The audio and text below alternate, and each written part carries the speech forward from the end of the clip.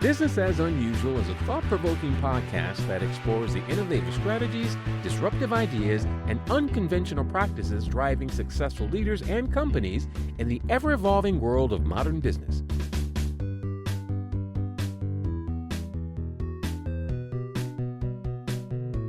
Subscribe, comment, and share for weekly inspiration with our host, Aicila. Welcome to Business as Unusual. In today's episode, we delve into the fascinating world of cultural physics with guest Evante Daniels. Daniels is a strategist and author exploring how media, culture, and technology shape power and perception in business and society. You'll learn why understanding the nuances of culture is crucial for authentic leadership, tips for designing inclusive events in workplaces, and how decoding cultural signals can give your organization a real edge. Stick around for actionable insights that will help you communicate, connect, and lead more effectively in today's complex world.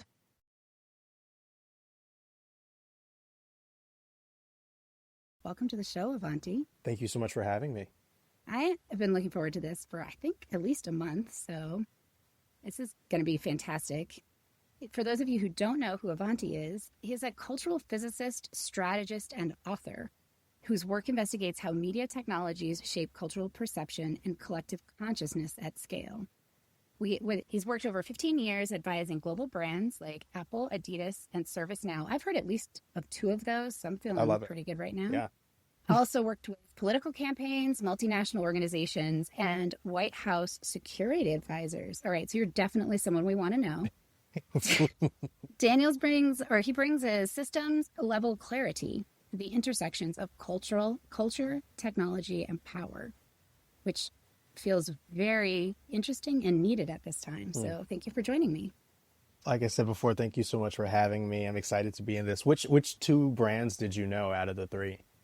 Apple and Adidas. That's fair. I would say most people don't know ServiceNow, nor do they need to. It's a large company, but it's mostly like B2B business to stuff.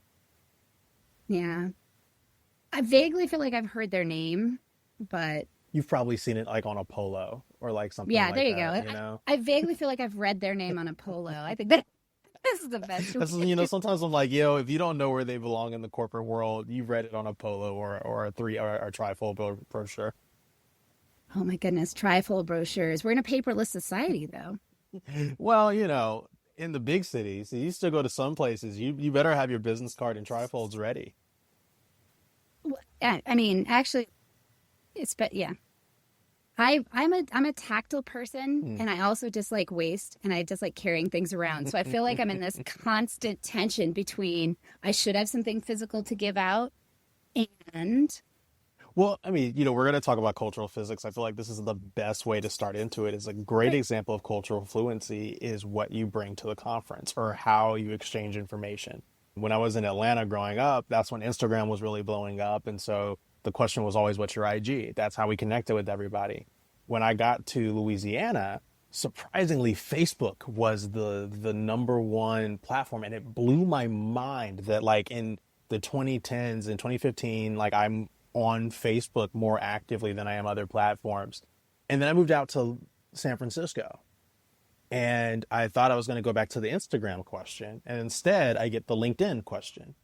All right, well, what's your LinkedIn? And so, I've had those pieces. And then depending on where that conference is, depending on who's going to be at a conference, who's going to be at an event, I bring paper, right? Like if I know I'm going to an event and I'm going to see people who may be older than me, who may be from a generation or two, like beyond me. And so, they don't want to scan their phone. Then I just have like a few business cards on me just because that's the language that they receive it in. And that's one of the biggest things about cultural intelligence and cultural fluency is that you have to understand how that piece of communication is going to be received specifically by that person.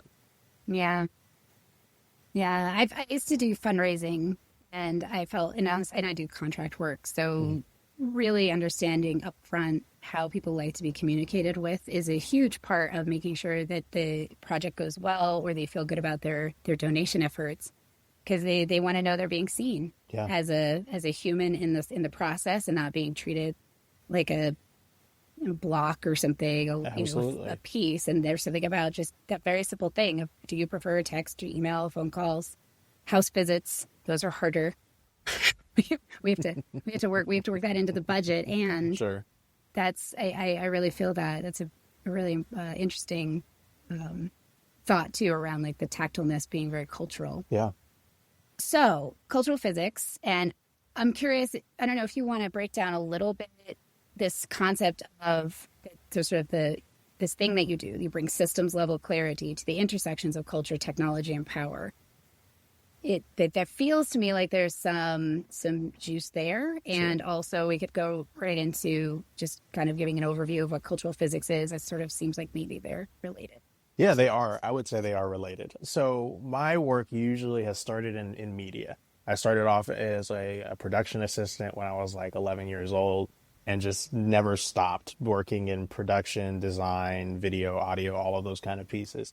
So after a while, you become a media analyst because you just continue to be around these pieces. You see how certain lighting affects the mood and how if we turn the levels this way, it does this thing to how the listener's feeling about it. And so those become secondhand language. And at the same time, you learn, especially because I learned in live scenarios, it was mostly working live events, that authority and the way that you handled yourself in front of a microphone or in front of a camera was very closely related. And so there were people who had titles who would seem very serious in their title, and they get in front of camera and they'd break down, and suddenly it wouldn't matter how serious of a role it was. It just didn't feel like they really had that much weight behind what they were doing. And then someone else would come on the scene and, they dominate. Absolutely. They knew how to run the charisma. They'd talk directly into the camera, do all of those things, or learn exactly when not to talk directly into the camera. And so, they're playing with these pieces and we'd be like, oh my goodness, that's the person that's the boss right there.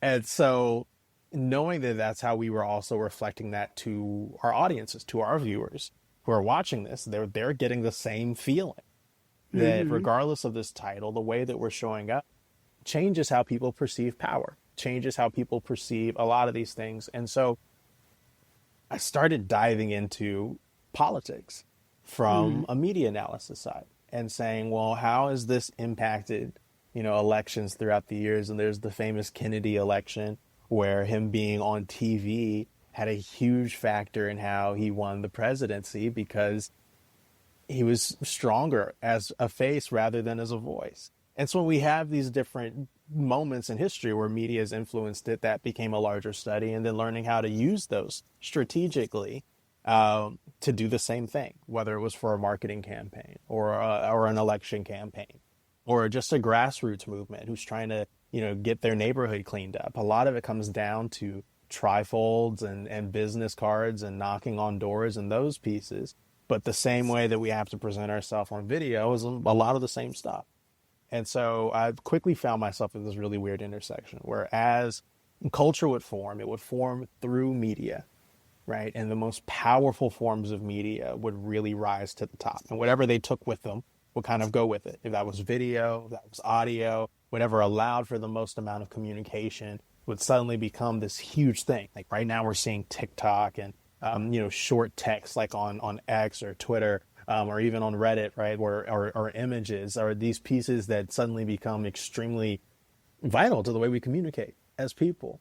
And so as those pieces trade, we trade ideas, we trade perspectives, we trade conversation points. And through that, if we're all aligned on the same team, if we're all agreeing with the same conversation point, then there's a form of power in that. There's a form of cohesiveness that happens through even a funny meme that makes us all laugh.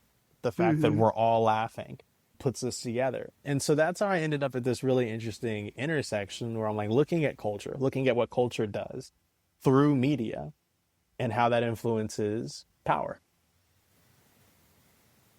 I love that. I have a question that might be a little, what do you call it? A side quest, but so I've been taking this class with two of my friends. They're both women. And one of the sections, it's on speaking, public speaking, and we do it virtually together. And one of the sections was talking about the importance of executive presence, right? And the person who was teaching it was male-bodied, right?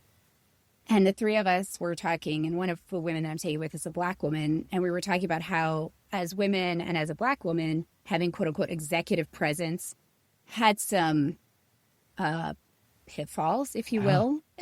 Yeah. And I'm curious, like, so you were talking about the microphone, and I immediately sort of had this moment of reflecting on the many times that I've been in that position and having to balance how I show up and that quote unquote executive presence with the awareness that the perception of me in that particular embodiment, and then adding a racial component. So I don't know if you have any thoughts or feedback or anything you could break down on that, because it's something that we've talked about in our group, and I don't think we're the only women who have.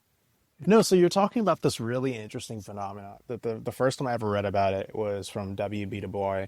It pops up in James Baldwin. Well, it's called dual consciousness.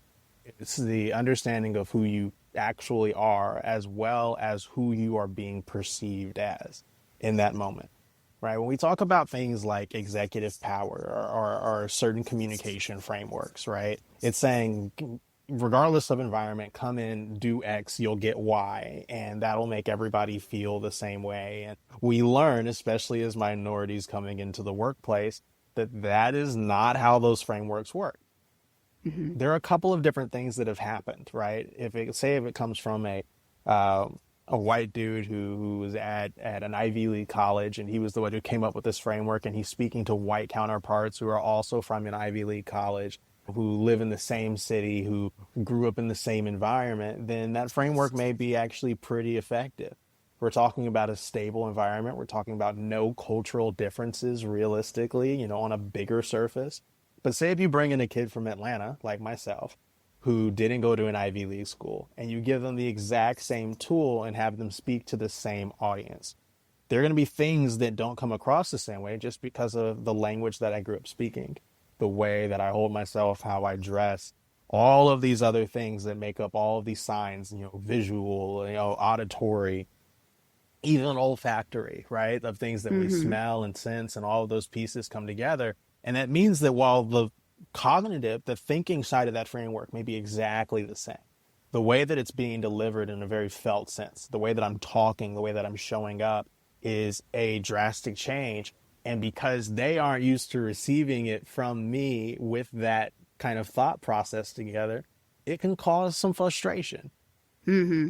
And we've seen this plenty of times before. A woman has a great idea at the field, says something, and it rubs somebody the wrong way, and they end up saying it themselves and taking the credit for it, right? Like this is one of those things, and part of it is inherent and intentional. But another part, and this is the part that we learn through culture, is that it also just comes from our nervous systems.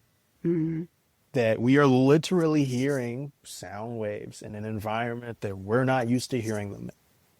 Yeah, that makes sense. That while it doesn't excuse actions, what it does say is that we need to pay attention to the environments that we're exposed to, right? Mm-hmm. To the things that we hear, to be able to see, like, okay, does that framework work universally? Does it work for all these groups? What are the limitations to it? Rather than just saying, well, it works for me. Right. Well, and something that came up for me when you were describing that is also my experience is most of us are keyed into, I hate the word authenticity, but like that feeling of alignment. Like when somebody is cognitively dissonant with themselves, I do feel like that we project that a little bit. And I think the more you've had to sort of cosplay, if you will, in these different environments, you get better and better at hiding that cognitive dissonance. However, I think that's always at play. And so when somebody shows up and they are almost in that space with themselves, trying to follow the script that isn't theirs, use the language that doesn't belong to them, because showing up as themselves has other consequences. I wonder how much of that impacts the reception as well. It's a drastic impact. I mean, there are a ton of factors that we're talking about in a singular conversation. If we're just talking on a one-on-one level, much less a one to few, right? Or one to many. But we're all coming with different perspectives. We're all coming with different places of things that we're used to, things that our bodies are naturally accustomed to. We're talking about weather earlier. While I'm getting accustomed to San Francisco 60-degree summers, I still remember dog day summers in Georgia and Louisiana where, it was the same time of year, but it was 90 degrees outside. And so, we all have those unique experiences that shape the way that we understand what's going on around us. Right. Hmm. And so that means that one, we have to create the space to understand that stuff, even from just a scientific level, to say like, hey, look, we're not just going to use, this high level jargon because it logically makes sense. We're going to use the things that most of the people in the audience are going to understand, because we're speaking to multiple people from multiple places, but we know this is a common thread here. And that changes the way that we look at communication. That changes the way that we look at experiences. Yeah. And I know that this may be an unfair question. Do you have any like tips that you share with companies or groups around how to help facilitate that, I don't know what it's like, an ease around, or I don't know. I'm asking this question very badly. Do you understand what I'm asking? Let me see if I can rephrase it. Are you asking if there are any tips that I can give to people who are trying to understand navigating those scenarios where maybe that language or there's something going on that's making that kind of barrier? Either for the person or for the people. Like if I'm putting on an event or a situation and I know there's a cross section of folks, because that would be obviously my desire, coming, and they might have, I don't know, but they might come with an assumption that they need to kind of show up in a certain way that isn't them. Are there ways that I can disrupt that would be Absolutely. received by them? Because I've tried just saying it in different scenarios, and it's just impossible they have no reason to believe my words. They don't know me. Sure. So are there ways to actually disrupt their expectation? And then, because we often talk about how we as the minority can change. And I think that's a helpful tip as well. But I'm especially curious about how people can disrupt the expectation when they are not the minority. Sure, absolutely. So, I mean, let's start with just what makes an experience. What tells people what to expect, right? We have everything from date, time, and location. So one of the first things we start off with is, when is the event being held, right? Mm-hmm. The difference between a weekday morning event and a Friday night event are completely different. And those are both vastly different from a Sunday morning event. Right. Right? Regardless of what comes to mind between those different 3 time periods, we all have expectations of what those are going to be. Even by having the time period around that, it gives a suggestion of what people are going to think of what to expect. Right? The second part of that is environment. If it's some place that maybe looks like a conference room or something like that, or it gives off the kind of corporate-y kind of feel, then people may not want to show up as their true selves or in jeans and t-shirts if they don't necessarily understand what they're walking into. Right. Right. So we look at things like that say, what does this communicate? What does this naturally tell people where they are? If we want to invite somebody, say, to the beach on Friday night, we're not going to expect them to show up in a suit and tie. Right. Right. Regardless of what we then say for the event, we could say like, yo, it's going to be a roundtable conversation outside on the beach. That's going to do the exact same program, but in an environment that's completely different from where our expectations lie. Right. And does that necessarily change our programming? Sometimes it can make a drastic change depending on the pieces that we need and how we're doing it. Sometimes it strips it down to the bare necessities where it's like, look, we're just going to sit around in a circle and talk, and we're going to have food. I don't know what else is going to happen. We're going to hope for the best. Right. And there are times where those adaptations, but it very much comes from designing that as a moment.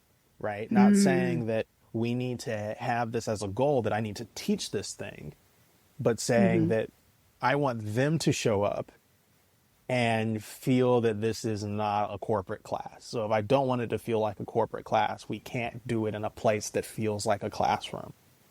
Right. It's an unfair expectation. Yeah. Right. That makes a lot of sense. Thank you for that. I really appreciate that. Absolutely. And it puts yourself on at a disadvantage, because now you're trying to create an authentic experience, and you're fighting the room. You're fighting the time. You're fighting the expectations. You're fighting the language. Sometimes I'll read the descriptions people give for their events, and I can't tell how serious it is. Mm-hmm. And I'm like, look, I don't know if I need to be prepared to cry when I show up for this. Like, what is the deal? And there are a million ways to say, relax, have a good time. Yeah. Right. We can tell people to reflect. We can tell people to enjoy themselves. We can tell people to come kick it. And each one of those pieces of language reflects a different expectation, Yep. right? And so it's not just about if we're communicating it effectively in the broader sense of like, does this paragraph make sense? But does this paragraph, does this piece of copy, does this event, does, how we're describing it, the imagery, regardless if it's fancy or not, does it communicate or make someone feel this way?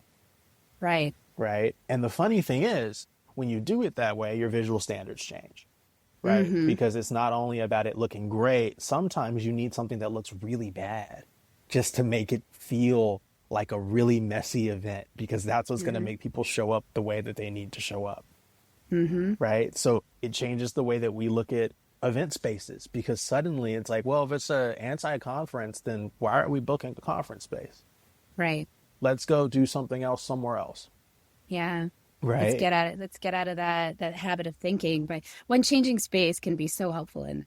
It's our foundation when we deal with cultural physics, is starting with the environment around you. Where are you receiving everything that's happening? Yeah.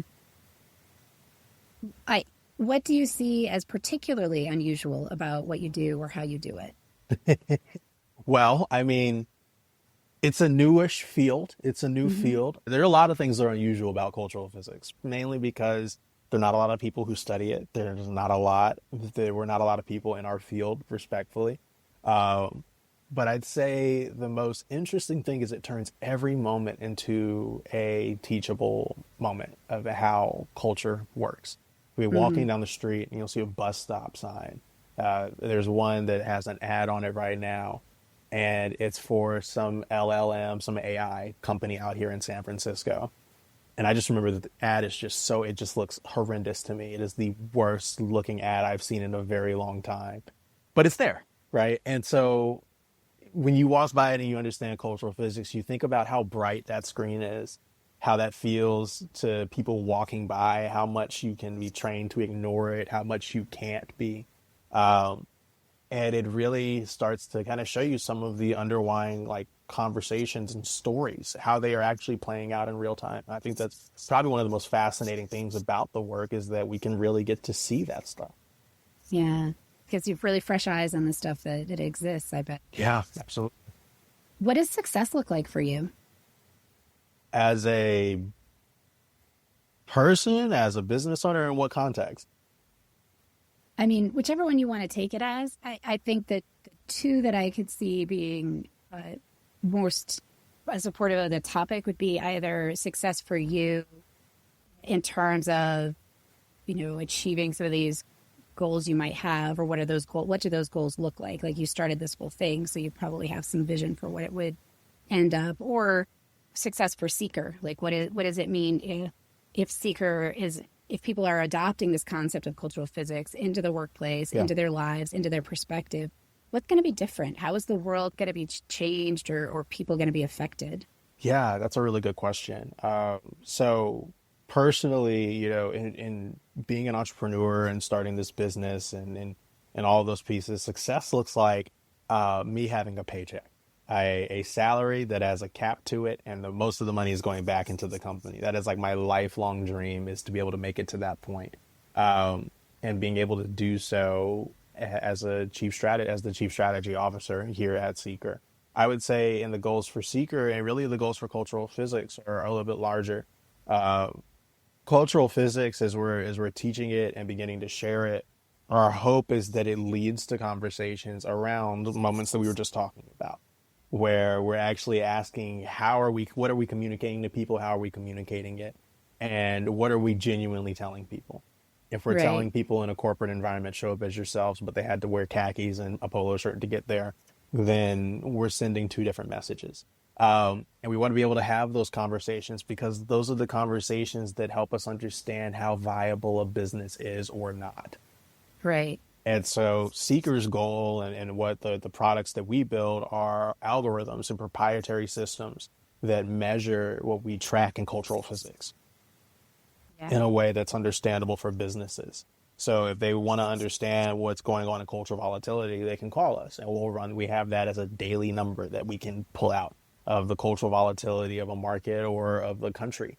They want to understand their own resilience to that volatility. We work with them on those pieces. And so Seeker is quickly becoming the Bloomberg of cultural intelligence, where we're providing these intelligence tools. We're providing live tone terminals to help people understand what's actually shaping if the viability of their organization or of their group or of their community, and what are the things that need to be addressed for them to continue to go forward. That sounds okay. It would be very, that feels like success to me. Like, I'm with you. I know how to say I'm on board. Yes, please do that. What advice would you give to your 18-year-old self? Oh man, 18. I would tell myself to go put in the work, go like dive deeper into the paint. There are so many people that you can do apprenticeships with and internships with and just hang out with that will teach you so much about the world and about what's going on out there. And it's all those conversations that I look back on now that have gotten me to build cultural physics. And so go to the print shops, go to the newspaper, go to the news station, and like learn, sit under those guys, learn how the professionals do what professionals do. But enjoy it. It's so much fun. Like, just, don't worry about what's considered fun. Just go have fun. Yeah. Figure out what your fun is. Yeah. Some of us are sponges. What's something that you're excited about in your business? Okay. So we are just wrapping up our first cohort around cultural physics. We're not just one of those companies that wants to like keep all of our knowledge for ourselves. We're working to teach that at multiple levels through universities and through professional cohorts. So we're just wrapping up our first one for the summer and are getting to prepare our fall cohort, which will be starting, applications will start in August. And we'll be ready, probably opening up in September for the first date for that 5-week cohort on the basics of cultural physics, how to understand how to read culture in real time. Something that we're seeing our cohort members are already showing that they can immediately bring into their workplace and immediately start using. So we're excited to have another one of those getting started. Yeah, it's going to be amazing. I will make sure to put that link in the show notes so people can go sign up or apply, I guess. And that looks amazing. And for folks that are listening, how do they learn more, follow you, get in touch? So if you want to learn more about Seeker and what we do, you can visit us online at seeker.co. That's Seeker with a Q.co. Or you can find me on LinkedIn or Substack. I'm Evante Daniels, Evante. And happy to reach out at any time via DM or to grab some time on my calendar. Would love to connect. And I'll have to say that is true. I barely knew Evante, and he very graciously met up with me and that he would be up for being on the show. So I really appreciate that. Is there anything else you'd like to add before we say goodbye? No, thank you so much for having me on today. Thank you. It was a real pleasure. Thanks everybody for listening.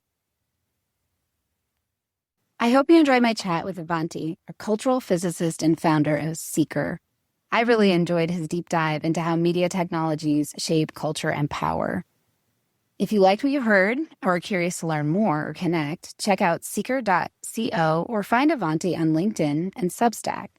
Next week, I'm excited to share my chat with Melissa Snow, founder of the Powerful Women Rising community. She's joining me to talk about how authentic relationship-focused networking can empower even the most introverted entrepreneurs to thrive without resorting to salesy tactics.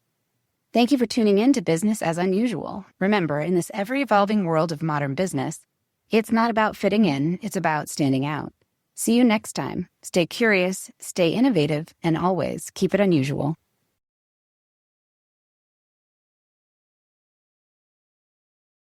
I hope you enjoy the show. I love making it. If you did enjoy it, consider hopping over to the review portion of the platform you listen on and letting other people know about it. Or share the episode or the entire show with a friend or subscribe to the show. definitely reach out. Get on my newsletter, follow me on social media, and let me know what you like, what you don't like, and what you'd like to see in the future. While we love our guests, appearance on the Business as Unusual podcast or any Bicurean consulting production is for information purposes only and is not to be considered an endorsement of their business practices, or character. Please properly vet anyone you find through this podcast and generally before you do any business with them. Thank you for listening.